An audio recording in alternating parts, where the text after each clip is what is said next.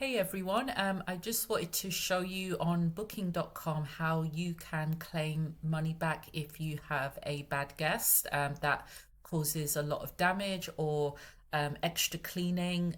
So this has worked two times out of three. I think one of the times I didn't do the claim properly. I should have given more evidence, but recently just got £300. It did take about 6 weeks, so just have to be patient. But if you put the right information and photos and invoices, then you can get the payment back, which is great news. So we are protected via booking.com, even though they're not the best customer service and one of the worst companies, but there are ways around the system. And unfortunately, this is part of the business where you won't have the perfect guests all the time.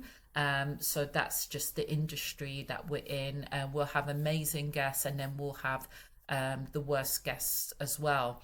This is just an example. This guest definitely was really good this weekend. So I'm just going to just show the example. And you just click on the reservations page and then on the person's name. And then you would click on mark a damage payment request. Sorry, make a damage payment request. And then it just says what you cannot ask guests to pay for some incidents. So routine cleaning, breaking the house rules, like if they were smoking in the house. So unfortunately, you can't claim for those. So these are the things that you can claim for, like damage to fixtures, to items, hiring a third party. So this is the one I went through the route because it was a lot of extra cleaning.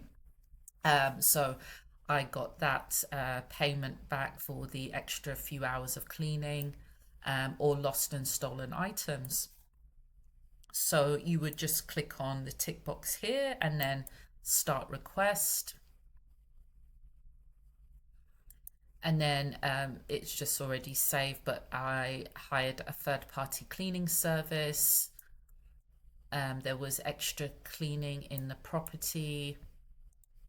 And then the equipment is, the furnishings are 1 to 2 years old. And then it was 300 for the extra cleaning.